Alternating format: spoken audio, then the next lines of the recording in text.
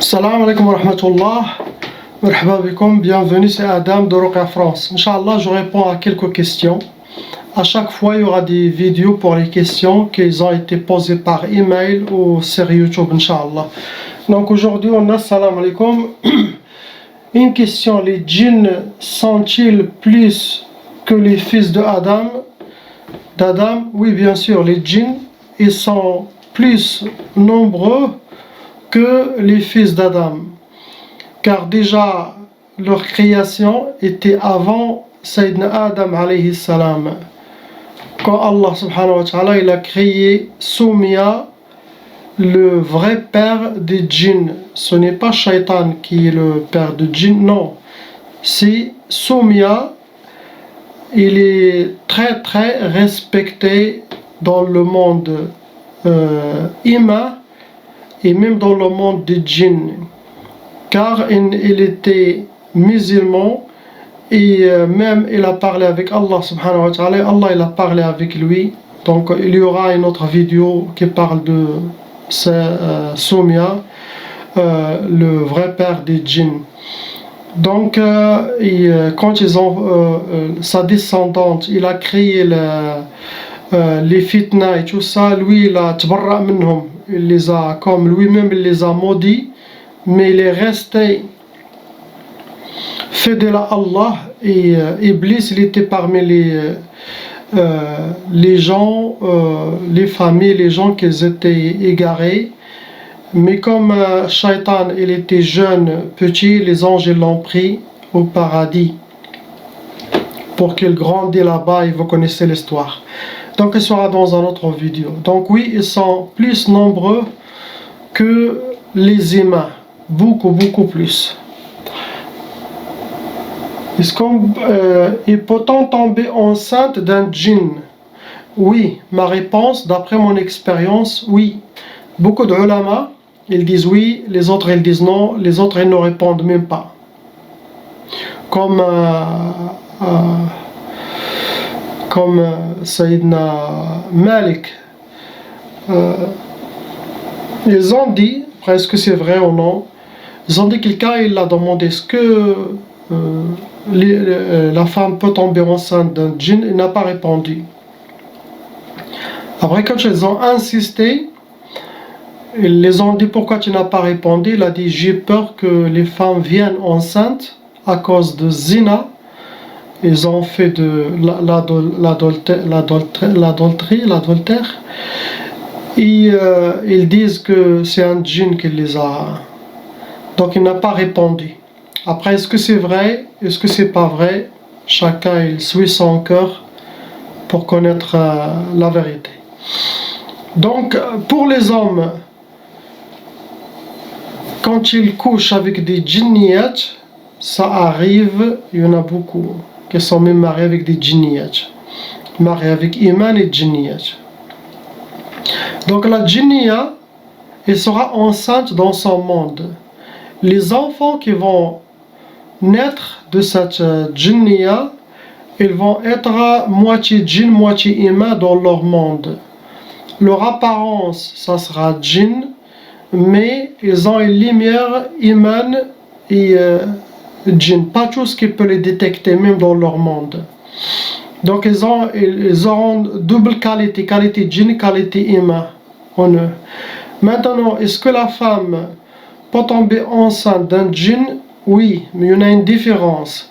Si un djinn vient toujours, il couche avec une femme, quel que soit spirituellement ou quel que soit même physiquement, celui qui a couché avec cette femme n'est pas imam, mais c'est un djinn physique.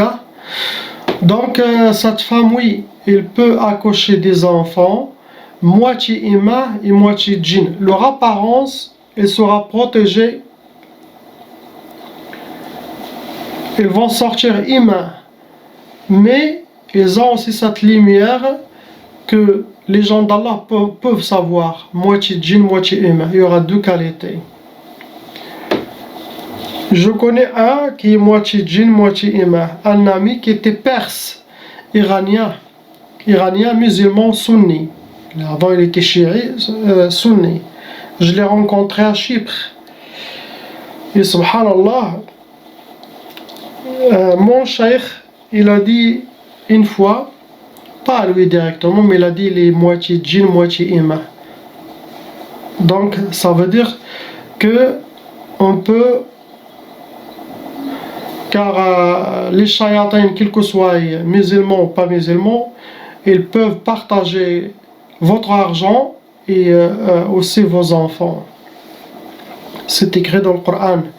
Je pense, sauf si j'ai pas fait une erreur, mais c'est ça, je me rappelle pas des versets.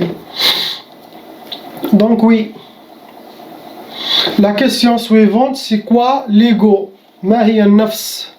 Inna an-nafs la'ammaratun bis-su'. Allah subhanahu wa ta'ala, il l'a mentionné dans le Coran. Nafs, il est la porte de tout le sou, tout le mal. Il veut que les désirs, il veut que le mal, il veut que c'est pas elle. Quand tu parles avec l'ego, ici en Europe, il croit que c'est l'âme. Non, ça n'a rien à voir, car l'être humain, il est composé par son corps physique. Après il y a le corps spirituel de la personne. Après il y a son âme, cette âme, il ne meurt jamais, elle reste éternelle, ou il peut aller au paradis ou à l'enfer. Après il y a son qarin, le djinn qui est avec lui depuis la naissance, celui qui fait le waswas, les inspirations. Il peut être musulman, il peut être converti, cela dépend de la personne. Et après, qu'est-ce qu'on a dit?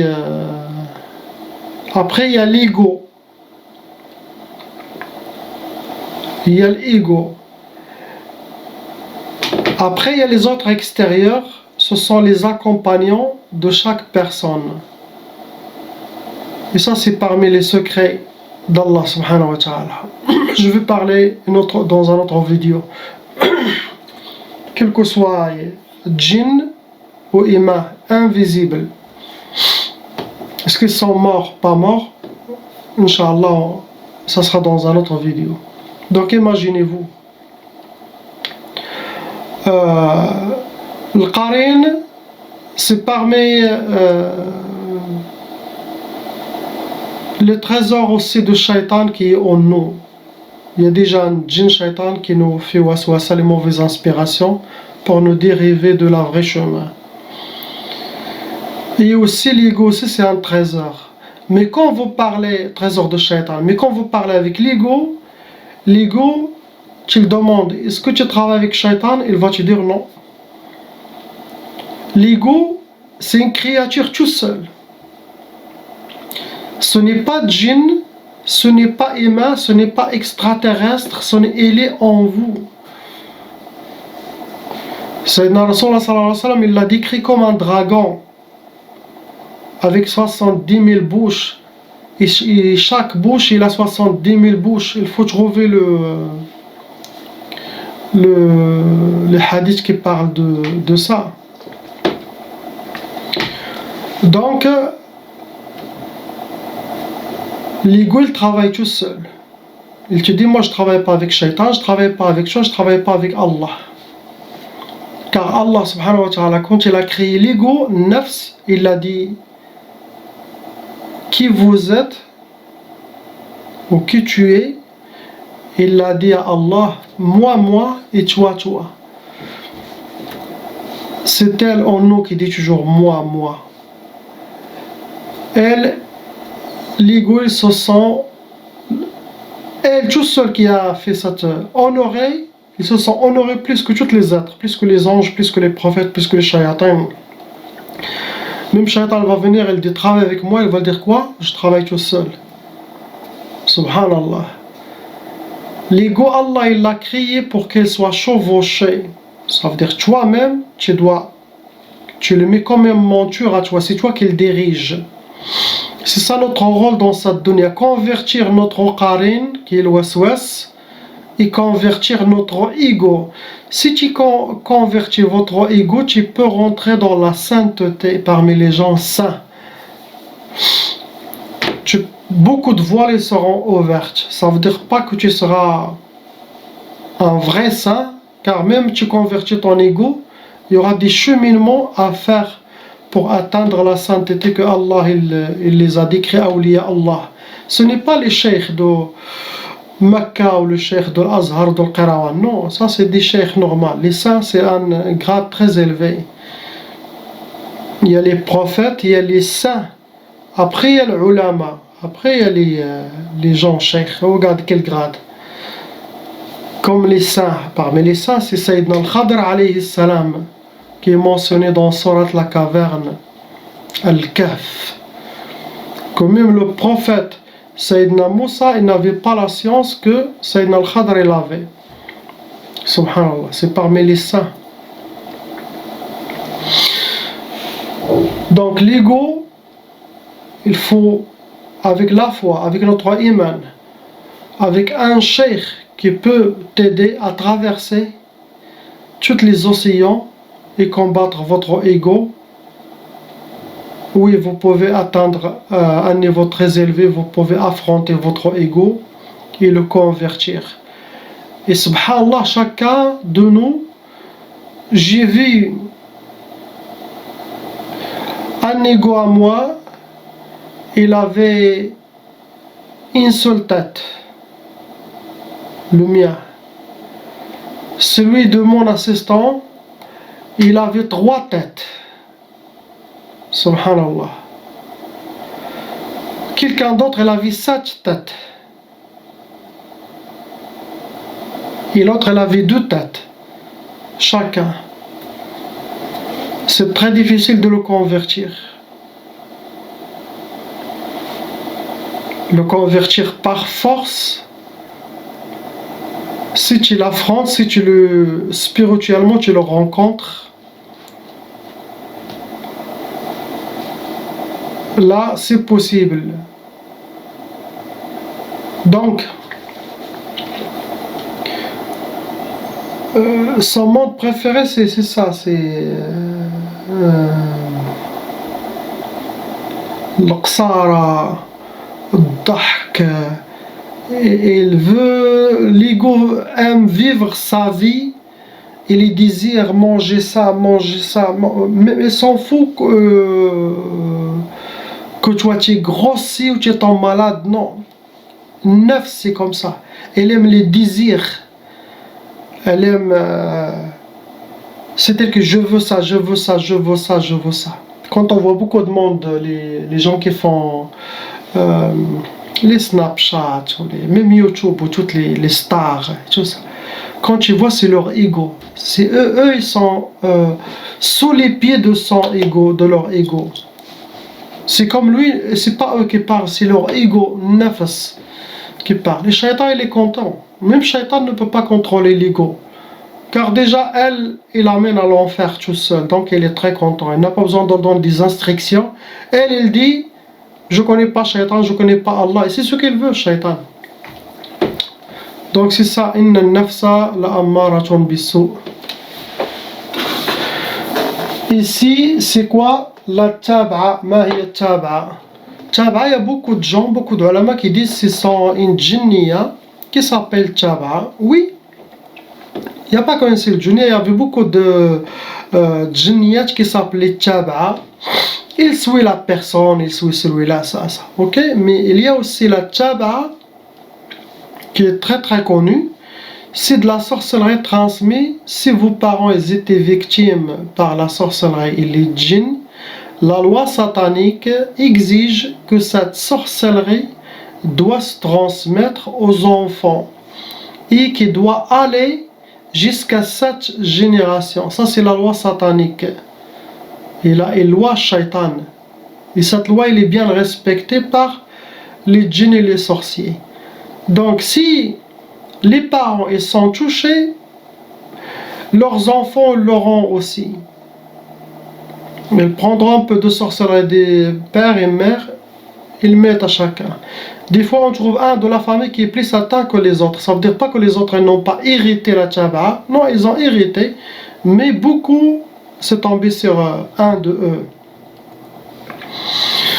Et quand Cheikh tu dis qu'il y a la taba'a, ça veut dire qu'il faut faire la ruqya pour vos parents aussi. Possible, eux aussi ils ont hérité cette taba'a depuis 200 ans, 300 ans, et ça continue.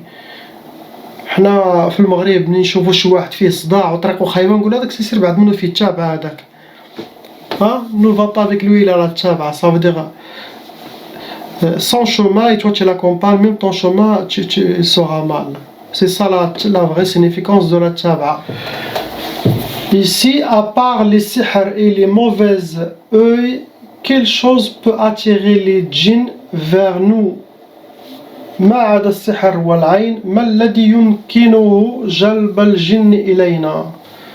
Donc, si vous êtes avec votre ego, si vous êtes avec votre qarin et vous n'êtes pas avec Allah, bien sûr vous aurez des djinns qui viennent squatter votre corps, votre monde, car vous avez tout ce qu'ils veulent. Les plaisirs, les désirs, pas de religion, le moi toujours. Donc, que ça vous amène des djinns. Et après, ces djinns eux-mêmes peuvent faire de la sorcellerie en vous. Et cette sorcellerie, pourquoi ils le font? Le but de cette sorcellerie, pour qu'elle reste en vous. Ça veut dire pas pour qu'elle crée des blocages, mais pour qu'elle reste en vous. Et si les djinns shayatin restent en vous, qu'est-ce que vous allez être inspiré comment? Vous allez être sous leurs pieds, eux ils font comme ils veulent. Ils ont la force physique à vous, humains, ils ont leur force à eux. Et toutes les djinns ils aiment avoir les deux forces, humains et djinns.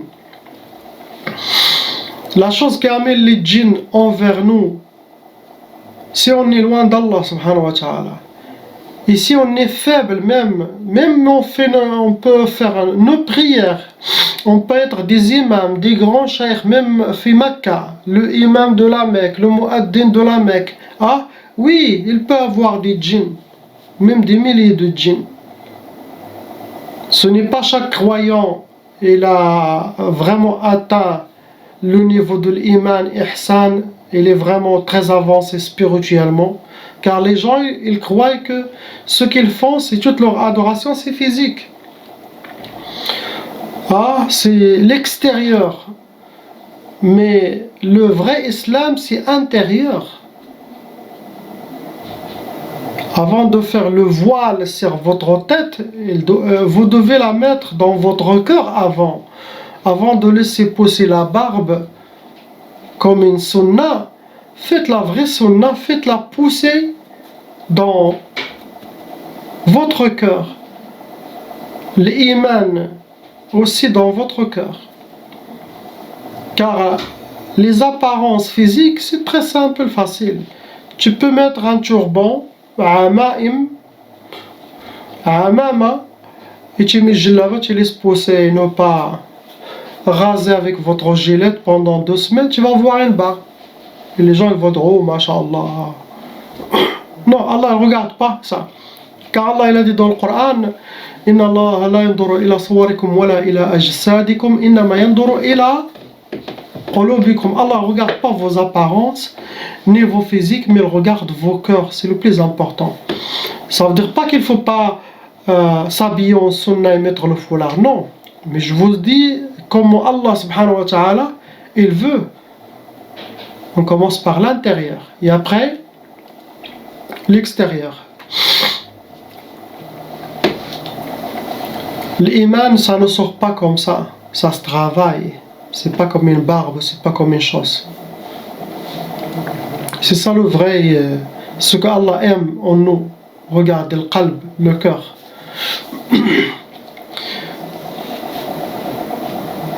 Les djinns ils peuvent venir, comme j'ai dit, si quelqu'un n'est pas fort spirituellement, il ne sait pas faire la balance dans son chemin comme musulman.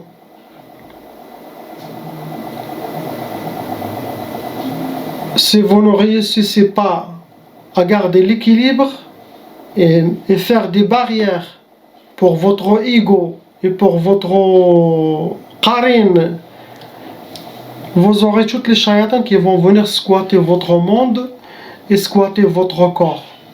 Vous allez être mal entouré. Si vous êtes aussi avec des amis qui aiment dunya, cette vie pourrie, et les gens qui vont faire chicha, argila et les cigarettes, vous allez voir des djinns qui aiment le chicha argila, ils vont entrer en vous, ils vont te posséder. Pourquoi? Tout cela, ce que je vous ai dit, c'est par expérience. C'est les djinns qui ont parlé chez moi pendant les ruqya, sur place. Je les demande, vous êtes enlevé pourquoi? Est-ce que vous êtes envoyé par la sorcellerie? Il dit non, non, on ne connaît pas la sorcellerie, on ne travaille pas avec la sorcellerie. Ils n'ont pas menti, ils ont dit la vérité. Vous êtes, il dit parce qu'on fume l'argila, parce qu'il boit la bière, parce qu'il fume, parce qu'il va toujours dans le foot, elle aime le foot, non, on est aussi. Donc, sachez, on a une sagesse. Si tu accompagnes un parfumeur, celui qui fabrique les parfums, tu vas revenir chez toi avec l'odeur des parfums. Si tu vas accompagner quelqu'un de mauvais, de Satan et son monde satanique, tu vas revenir avec cette odeur et cette lumière obscure. C'est très très dangereux. Il faut savoir et choisir nos amis. Choisissez toujours quelqu'un qui est mieux en vous, mieux que vous, quelle que soit, surtout religion, pour que toujours vous appreniez de lui. Et si vous suivez toujours votre nafs et la mode, aveuglement, et les Snapchat et les photos, comment, je sais pas, vous faites la bouche comme ça et vous faites des photos. Sinon vous mettez des oreilles de chien, des caniches et la langue qui sort avec toutes ces applications que Shaitan a créées pour se moquer, pour déshonorer les fils d'Adam, car Allah il nous a honorés. Beaucoup de monde ils font des photos de chiens, de caniches. Allah il a honoré les fils d'Adam et vous êtes en train de faire une photo avec de la langue de caniche et les oreilles de chat. C'est quoi ça? Et tout le monde est content. Ça, oui, ça c'est pour ça, c'est ça qui a amené les djinns en vous, car vous n'avez pas de tête. Possible vous avez bon cœur mais vous n'avez pas de tête. Vous allez faire plus de mal que des biens. Donc tout ça c'est la religion. Celui qui ne suit pas la religion comme il faut, physiquement et surtout spirituellement, le cœur de l'islam, celui qui ne suit pas le cœur de l'islam, l'intérieur de l'islam, vous êtes une vraie proie pour les shayatans et les djinns à venir squatter en vous. Et bien sûr il y a la sorcellerie. S'il y a la sorcellerie, oui, les shayatans ils sont obligés de venir appliquer la sorcellerie contre vous. C'est ça qui attire les djinns, shayatans en nous. Et c'est quelqu'un qui fait beaucoup de sayyi'at, beaucoup de choses très mauvaises, il sera accompagné avec les shayatans.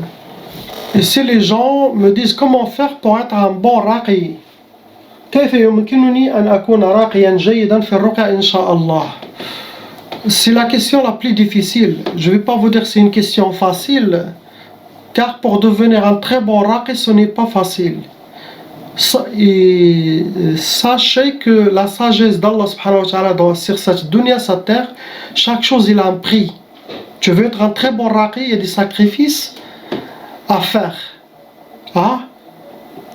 Le temps, tu n'auras pas beaucoup de temps déjà. Ça, si tu veux être un expert, beaucoup de temps, il n'y a pas beaucoup de temps pour le raqi, sauf s'il veut prendre des vacances, sauf s'il essaye de travailler que 2 jours par semaine, 3. Sinon, tu vas être pris 24 heures sur 24 heures. Donc il faut avoir l'équilibre de comment travailler. Pas chaque jour, ruqya, c'est trop fort. Et tu dois apprendre aussi à comment enlever la mauvaise énergie que tu prends des gens malades, que eux aussi l'ont pris par la sorcellerie ou par aussi qui ne sont pas dans la religion. Car les gens qui vont venir chez toi, Ils viennent pour laisser leurs problèmes, laisser leur djinn, laisser leur sorcellerie chez vous. Donc imaginez quelle énergie tu vas avoir. Est-ce que tu es quelqu'un très réceptif? Tu vas aussi sentir tous les fardeaux, les problèmes et les pleurs des gens et tu vas tomber malade. Donc avant de devenir raqi, il faut déjà s'avancer spirituellement, beaucoup de dhikr d'Allah subhanahu wa ta'ala et connaître l'équilibre et aussi apprendre comment dégager et ne pas prendre les mauvaises énergies des gens comme une protection autour de vous. Tu entends les cas les plus lourds, même quelqu'un il peut s'asseoir avec toi 1 heure, 2 heures, il va s'échapper, il va même pas revenir, car il ne peut pas porter les fardeaux de ça. Mais toi, tu peux recevoir 100, 200 personnes par jour, il n'y a aucun problème, tu portes aucun fardeau. Ça c'est à savoir. Être un bon raqi, ça veut dire, Shaitan il va t'attaquer, les sorciers ils vont toujours vous attaquer. Donc avant de rentrer à cette très grande guerre contre le monde satanique, il faut préparer votre iman, votre foi et votre armée aussi visible, invisible, pour stopper les attaques contre vous. Oui, ça vient avec le temps, mais ça ne vient pas après 1 année ou 2 ans, ou 3 ans, cela dépend.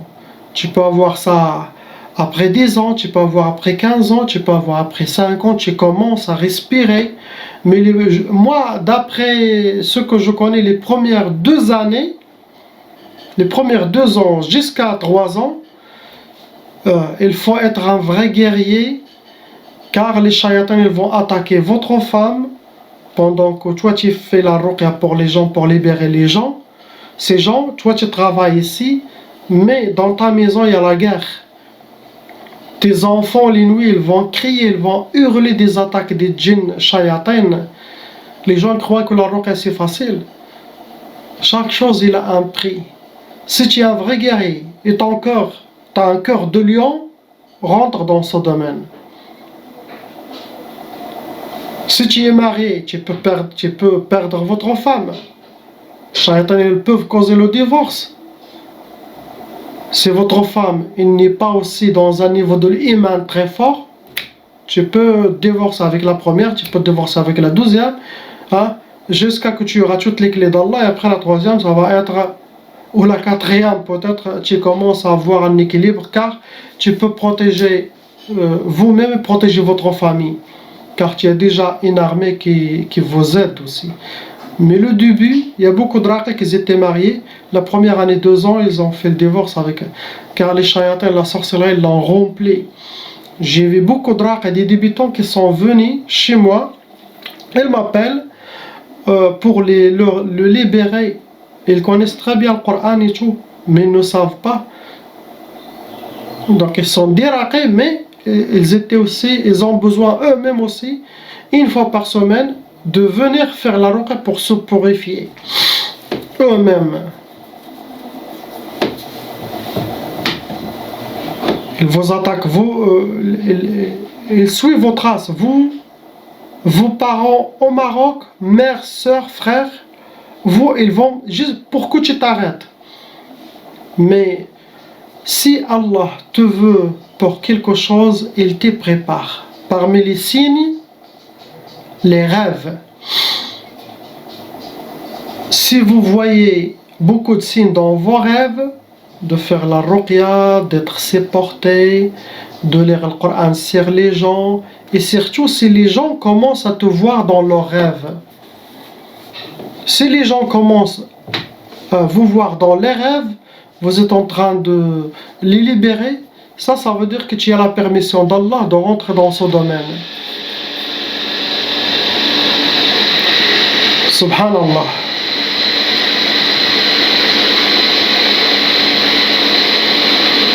Donc, et aussi pour être un bon raqi, vous pouvez voir toutes les vidéos que je fais.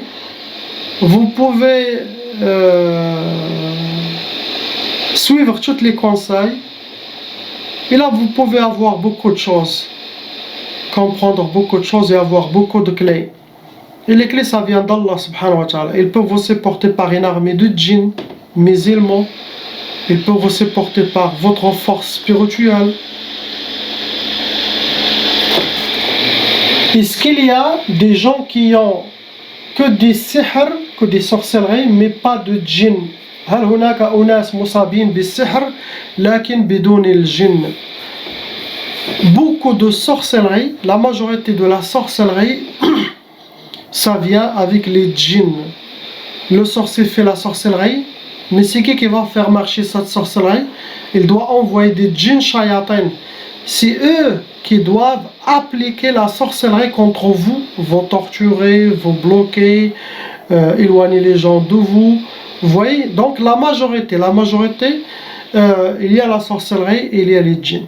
Il y a une seule sorcellerie qui n'a pas besoin de djinn. C'est sihr tabi'a, la sorcellerie de la nature. Il y a des gens qui ont cette science, ils peuvent mélanger, prendre votre photo malheureusement, le couper, le mélanger avec, je sais pas, des choses très sales, avec quelques épices, quelques nabatat, ahshab, des herbes. Ils connaissent des trucs sataniques, des rituels, et là ça vous atteint directement. Il y a aucun djinn, il y a aucun djinn, et ça c'est difficile de le savoir. Un rare qui n'a pas l'expérience, il va dire oui, il y en a des djinns, car tous les symptômes de la sorcellerie, la personne est là, mais il ne sait pas que il a que sihr tabi'a. Donc si on n'est pas accompagné dans ce domaine, on peut faire beaucoup d'erreurs. Accompagné dans ce domaine spirituellement, et que le raqi aussi, il peut entendre avec son oreille spirituelle, il peut voir avec son œil spirituellement, et bien sûr le cœur, entendre aussi avec le cœur et voir avec son cœur. Que lui, il a des voiles qui sont enlevés, surtout dans ce domaine. Il peut avec certitude vous dire ce que vous avez, car il entend ce que vous avez. Quand vous rentrez chez lui, il peut... Le voile de l'oreille est ouverte, il peut entendre ce que tu as directement par les gens d'Allah. Ici, ils disent, tous les soignants disent que si on n'évacue pas les sorcelleries, dans le cas d'une sorcellerie mangée, on ne peut pas faire sortir les djinns parce que c'est ce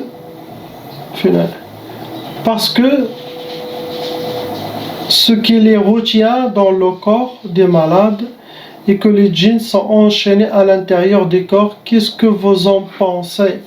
Non, c'est faux. Si vous vomissez, c'est bien, mais il y a des gens qui ne peuvent pas vomir. Et chaque sorcellerie, oui, elle est amenée avec ses propres djinns,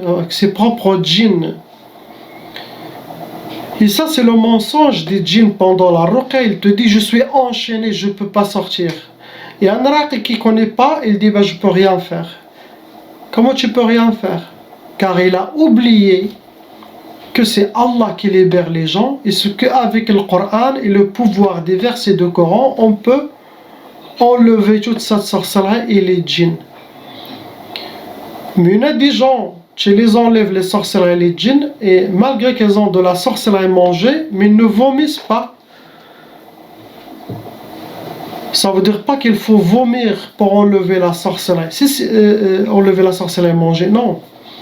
Car le plus important, c'est tuer l'âme et la spiritualité de cette sorcellerie qui est vivante. C'est comme un mort qui est enterré dans le cimetière, mais n'a pas d'âme. Qu'est-ce que tu vas dire à lui? Il est mort, il est fini. Il est mort, ça n'existe pas. Avec le temps, ils disparaissent dans la terre.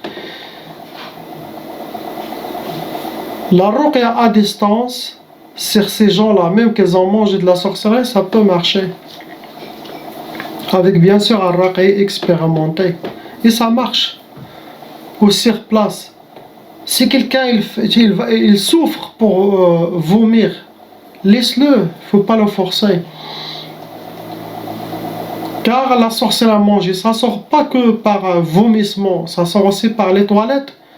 Aussi, ça sort par des boutons, par des maladies. Est-ce qu'il y a des djinns qui sont enchaînés? Très rarement des djinns qui sont... quand ils disent on est enchaîné, ça veut dire qu'il y en a des djinns qui les empêchent, ils les ont pris de dehors, ils les ont demandé de travailler, sinon on va tuer votre famille, on va se venger de vous. Ça c'est comme enchaîné. Il y a des djinns qui, même par téléphone, je parle avec quelqu'un, un djinn il prend la parole, il dit s'il te plaît sauvez-moi, et tu entends, c'est comme, subhanallah, c'est comme un groupe, ils sont en train de le taper. Tais-toi, tais-toi. Il te dit je suis pris, ils m'ont pris, je veux sortir, je veux pas faire travailler pour la sorcellerie ni pour eux, mais ils m'ont pris par force. Depuis 2-3 ans. Tu vois? Donc il faut... donc c'est ça ce qui arrive. Enchaîner même tout avec le Coran, tu peux casser les chaînes, enlever tous les blocages, enlever la sorcellerie, quel que soit manger, les maladies physiques aussi, tout ça part avec le Coran. Mais celui qui vous dit que si tu n'as pas évacué la sorcellerie, les djinns ne vont pas sortir, ils vont être enchaînés, c'est faux.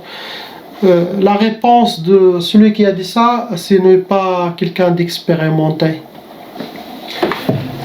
Ici, j'ai entendu certains soignants qui disent que quand les djinns sortent des corps des patients, les sihr, les sorcelleries aussi sortent avec eux.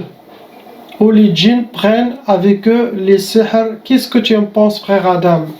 Moi, je ne pense que c'est de n'importe quoi. Si les djinns sortent des corps des patients, le sihr aussi. Le sihr,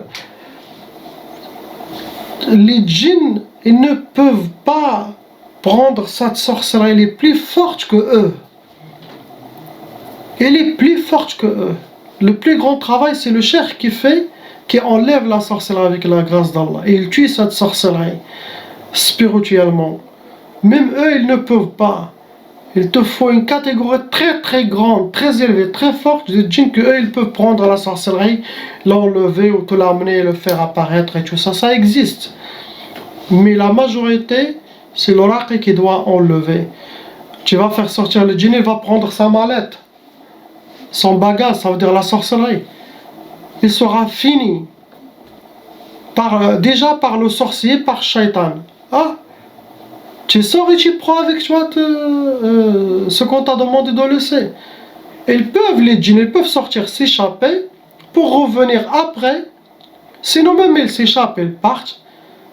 S'ils n'auront pas de poursuite par les shayatins ou par leur sorcellerie, car ils savent que cette sorcellerie, s'il reste, ça va attirer des autres djinns. Il va aspirer des autres djinns et eux-mêmes ils vont être pris par cette sorcellerie, ils vont la servir. Non, quand tu vas chez l'oracle, il doit enlever la sorcellerie et les djinns, et les chefs, les gardiens de la sorcellerie et son armée. C'est le raqi qui doit faire tout ça. Tu penses qu'un djinn, il a fait la main comme ça, le patient. Ah, c'est bon, il est parti, c'est bon, il est parti avec cette sorcellerie. Celui qui vous dit ça, c'est quelqu'un d'expérimenté, sinon un raqi peureux. Il ne veut pas continuer car il a peur des représailles, de la vengeance sur sa famille. Non, ça ne marche pas comme ça.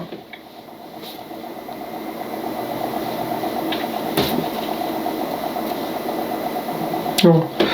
Sorcellerie ne sort pas tout seul, les djinns ne vont pas la faire sortir.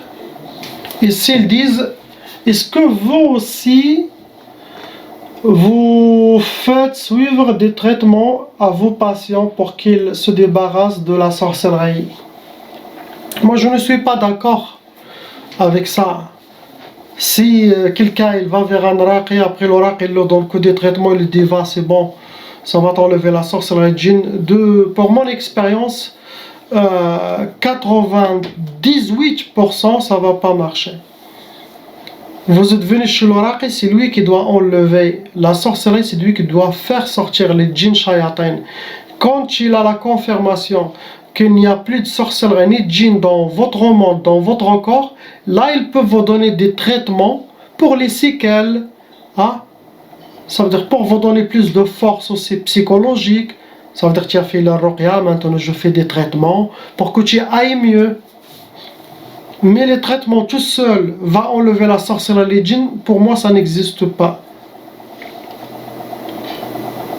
Quand je reçois quelqu'un, avec la grâce d'Allah, j'enlève sa sorcellerie, bi'idnillah, et je fais sortir les djinns shayatin. Les preuves, regardez dans mes vidéos, vous voyez tout facilement, il n'y a rien à cacher. Mais de vous donner une bouteille d'eau, de l'huile d'olive, ou des herbes, ou quelque chose, et tu fais le lavage, et c'est bon. Non, ça c'est quelqu'un qui s'échappe de la responsabilité et qui ne veut pas beaucoup de casse-tête, et qui ne veut pas travailler et être payé par ses efforts. Elle veut facilement te vendre un CD, tiens, et je t'envoie par poste et tu vas être. Ça n'existe pas, ça. Non. Il y a des gens, tu peux le voir, salam alaikum, salam, il te donne une bouteille de barakava. Mais ça ne veut dire pas qu'il ne va pas faire son travail. Toi, tu pars. Et là, son armée de djinns musulmans, ils vont travailler sur vous. Ils vont enlever la sorcellerie et les djinns. Et lui aussi, il doit lire le Coran. Si déjà eux, le travail, ça vient de lui. Il va faire un travail à distance. Oui, ça existe. Mais quelqu'un qui ne fait pas son genre de travail, il ne sait pas travailler à distance. Il va dans ça, il te dit, tu vas être bien. Non. Et il faut faire sortir son épée et qu'il rentre en guerre avec les paroles d'Allah subhanahu wa ta'ala. L'armée d'Allah invisible a enlevé toutes vos sorcelleries et les djinns. Après, il va dans les traitements. Moi, je ne donne pas des traitements aux gens, je donne des recommandations, des dhikr d'Allah. Vous voyez les vidéos que vous voyez pour vous. Ça, c'est plus que assez Coran, salat sur Sayyidina Muhammad sallallahu alayhi wa sallam, et apprendre à être déterminé parmi les gens d'Allah et savoir dans votre cœur que vous appartenez à Allah subhanahu wa ta'ala et à Sayyidina Muhammad, notre prophète, notre intermédiaire, le sultan de tous les prophètes. Ça, oui. C'est à ça, il n'y a rien qui peut vous toucher. Mais des tisanes ou ça, non, ça doit être fait après la ruqya. Ici, ils disent pendant les séances de ruqya, j'ai eu très très froid ou froide. Ça veut dire que vos djinns, ils avaient trop peur. Quand les djinns, ils ont peur, trop peur d'Iraqi, ils sentent beaucoup de froid. Ça vient de la peur des djinns. Est-ce que c'est vrai que des fois pendant la période de ruqya, les situations des patients sont pires? Oui, pas tous les cas, mais il y en a certains cas que ça s'aggrave très très fort. Ils peuvent devenir plus malades, ils peuvent dire, oh, depuis que je fais la ruqya chez lui, 2 séances, il m'a donné encore des autres rendez-vous, je n'ai pas continué car mes choses sont empirées. Ça non, ça c'est de votre faute. Il faut que tu finisses les ruqya. Combien de séances sont ruqya demande? 10 séances, 20 séances, 15, 5, 6, fini. C'est ça sa capacité, c'est ça sa baraka. Il ne faut pas s'arrêter au milieu car ton cas il est tempéré. Ça veut dire que le ruqya n'est pas bien. Non, ce n'est pas comme ça. Pendant la ruqya, chaque séance, cela dépend de sa force. Il enlève la moitié, ou il enlève la quart. Après tu reviens, continue. C'est ça la meilleure stratégie, la meilleure méthode. Donc c'est pour ça. Donc la première séance, elle a enlevé le quart de mal. Donc ça veut dire le quart de la sorcellerie, le quart de djinn. Où il a enlevé déjà toute la sorcellerie pendant la première séance, il reste quelques djinns. Il a enlevé aussi les chefs, il reste quelques djinns. Donc ces djinns qui restent en vous, il essaye de vous torturer. C'est leurs dernières attaques pour sauver leur sorcellerie ou pour que vous ne reveniez pas envers l'oracle avec les inspirations et les méchants. Même ils peuvent vous le montrer dans le rêve que c'est un shaitan pour que toi tu t'échappes, pour que tu ne continues pas, pour ne pas les finir. Cela arrive. Où ils disent, oh, depuis que je fais la ruqya, je vois beaucoup de cauchemars, beaucoup de rêves. Surtout pour les cauchemars. Si quelqu'un il fait toutes les ruqya, il continue à voir surtout les poursuites Les rêves, les shayatins encore, ça c'est parmi les signes de la sorcellerie répétitive. Ça veut dire que vous avez des ennemis qui refont de temps en temps les sorcelleries. Mais si votre cas il est devenu grave pendant la période de la ruqya, c'est normal. Vous avez décidé d'enlever la sorcellerie, cette malédiction satanique, vous allez payer un peu de... Les médicaments, quand vous les prenez, c'est pas agréable, ils sont pas bons à avaler ou à boire. Mais après, ça se travaille et ça enlève. C'est comme ça. Enlever la sorcellerie djinn, c'est pas facile. Il y en a des gens, ils ne sentent rien, mais il y en a des autres, vraiment, ils se sentent très très graves. C'est normal. Ils ont des djinns afarit, des djinns forts, qu'ils ne se laissent pas. Ça, même il reste un seul, il va essayer de vous torturer. Sinon, une autre chose, si on a une famille, 5 ou 6, et un de eux va faire la ruqya, il vient par exemple ici, il enlève la ruqya, c'est djinn, il revient chez lui à la maison. Si toute la sorcellerie de cette famille a été envoyée par le même sorcier, par les mêmes djinns, quand il revient à la maison, les autres djinns de votre frère, soeur, mère, père, le regardent, disent, où sont nos amis? Yahoo, il est parti avec 12 djinns. Il est revenu avec personne. Il a fait quelque chose, donc il essaye de se venger de vous. C'est pour ça c'est un peu compliqué la ruqya de faire expliquer aux patients. Il dit j'ai fait la ruqya, je me sens encore mal. Tu vois, tu fais la vérification, lui il n'a rien. Tu lui dis que tu n'as rien. Tu dis mais attends, comment j'ai rien, mais j'ai des attaques. Tu lui dis il n'y a pas d'anciens sorciers, il n'y a pas de nouveaux djinns. Après quand tu fais la ruqya, tu trouves que les djinns de sa famille l'attaquent. Donc quand il y a la sorcellerie, il faut que toute la famille font la ruqya de leur côté pour enlever cette malédiction. Et là, la maison, elle sera très bien, avec bonne énergie, équilibrée. Mais s'il y en a 2 qui viennent faire la ruqya, il y en a 5 qui sont des calours, leurs djinns peuvent venir squatter votre corps. Et toi, tu crois que le cheikh il n'a rien fait, tu commences à insulter le cheikh, l'oraqi, peut-être faire des plaintes. Il y en a des fous qui ont fait ça. Mais avec un raqi véridique, tu ne peux pas l'atteindre, car il a fait son travail, et Allah il connaît. Tu vois, tu es en train de l'attaquer, ou de poser des plaintes, tu vas arriver à rien du tout. Wallah, avec preuve. Car l'oracle t'a conseillé, il t'a dit, c'est de la sorcellerie répétitive, tu ne le crois pas. Il faut que votre famille passe. Tu vois, tu crois que l'oracle, il veut t'arnaquer. Si vous êtes avec un raqi expert, ça, croyez-le aveuglement. Pourquoi vous avoir les doutes? Sinon vous allez avoir les doutes sur toutes les autres raqis. Faites salat istikhara, facile, simple. Allah va te le montrer dans le rêve. Il est bien, il est mauvais. Faites 3-4 fois. Souhaite ton cœur. Il ne faut pas avoir des doutes. Et tout ça. C'est compliqué. Les ruqya, pour les nouveaux raqis, c'est très compliqué. Tu vois, Mskin, il a fait tout son travail, il n'a rien fait, mais l'autre, il dit non, j'ai encore là. Et avec le waswas, il fait le tour de la terre, et là encore, et là encore, et là encore, et il finit jamais. Que doit-il faire celui qui est possédé par les djinns? La première chose, ce qu'il doit faire, avant même d'aller voir le raqi, si le plus tôt possible, c'est bien d'aller voir un raqi, mais pas aller à la mosquée chez un imam. Non, un imam, ce n'est pas raqi. Il faut voir un vrai raqi pour enlever son mal. Aussi, il doit prendre son équilibre, car quand il y a la sorcellerie et la possession des djinns, tu auras plus de colère. Ils vont essayer de vous détruire. Donc il faut prendre votre contrôle. C'est pour ça que je dis la religion elle est très très importante. Si vous n'êtes pas bien dans la religion, les djinns ils vont t'avaler, ils vont faire beaucoup de dégâts. Ils peuvent directement faire un peu de waswas, allez divorce ta femme et tu vas directement te le divorce, aveuglement. Et ça c'est le manque de l'iman, le manque de la foi. Nous on appartient à Allah et Sayyidina Muhammad sallallahu alayhi wa sallam. Tu t'appartiens à qui? Si tu ne mets pas ça dans ta tête et tu sois déterminé, Allah il aime les gens déterminés. Je reçois des gens qui ont de la sorcellerie djinn, mais ils gardent encore leur contrôle. Ils viennent, Il dit, j'ai des inspirations de divorce, je veux frapper ma femme, ou la femme même, elle veut prendre ses bagages et partir, mais avec son iman, il garde.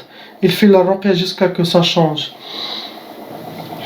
Sinon, les djinns, si vous êtes faible dans la religion, les djinns, c'est comme si vous avez donné votre contrôle à votre ennemi. Qu'est-ce qu'il va faire? Il va tout faire, il va essayer tout pour vous détruire.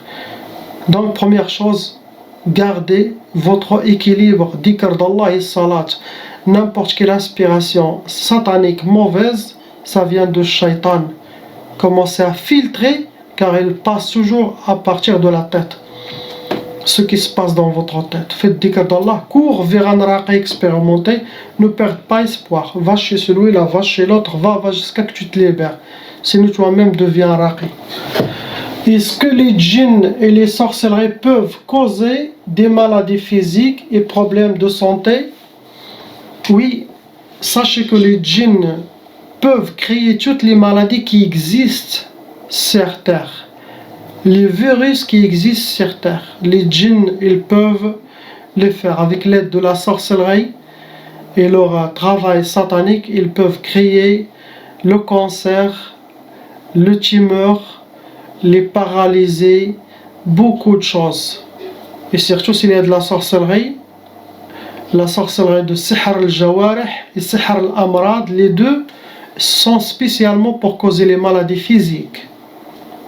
Les djinns qui te bloquent, les djinns qui créent toutes les microbes, ils peuvent. J'ai des gens qui avaient le cancer, c'était les djinns qui l'ont causé. Les paralysies faciales, des djinns, beaucoup de maladies.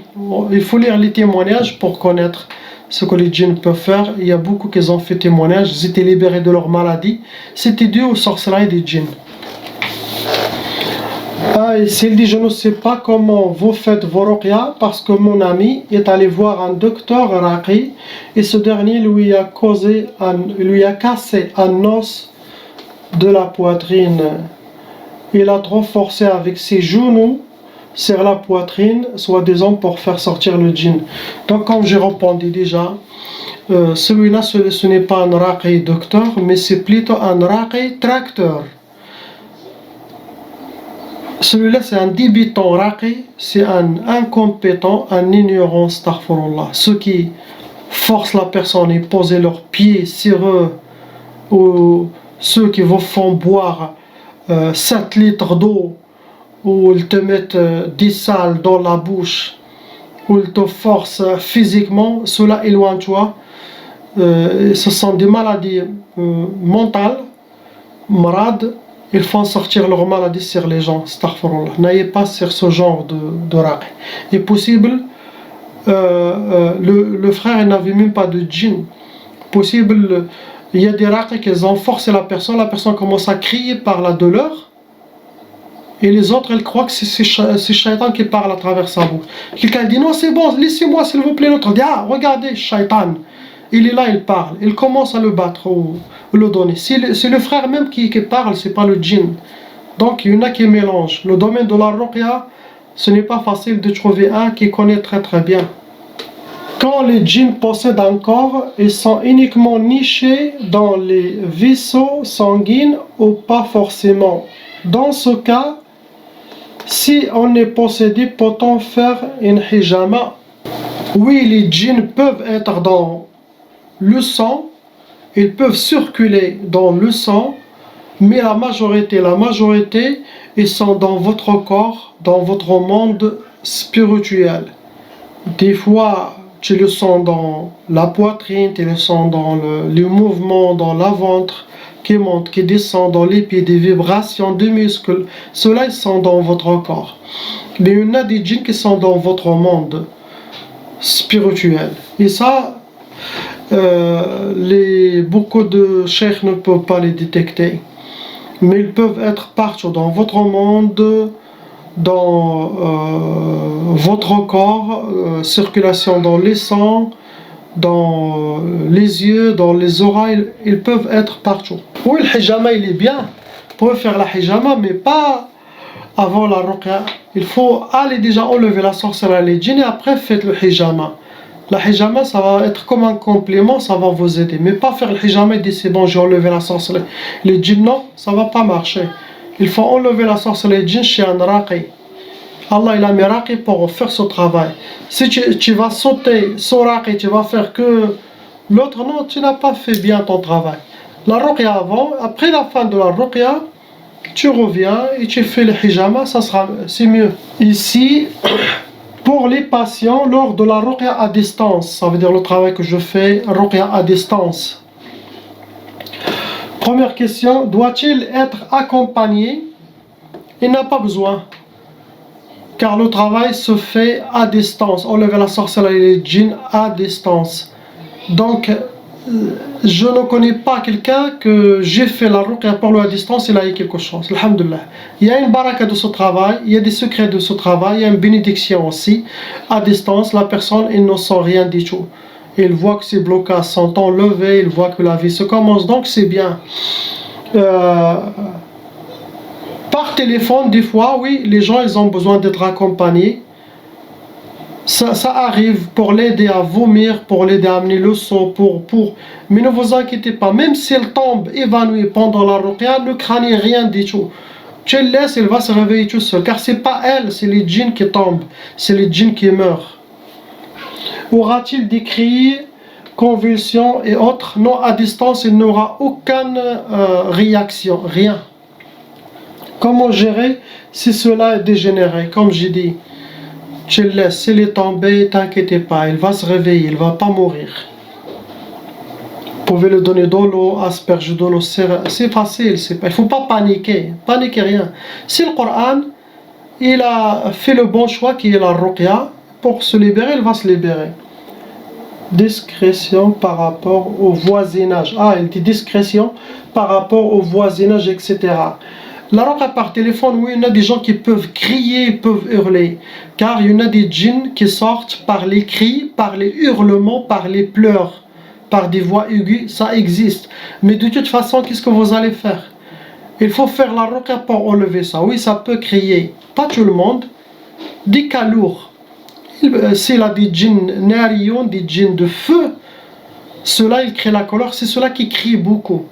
Oui, le voisinage, oui, mais qu'est-ce que vous allez faire? Sinon, dans une voiture, tu te gares dans une place, tu fermes toutes les fenêtres, tu t'assois derrière avec elle.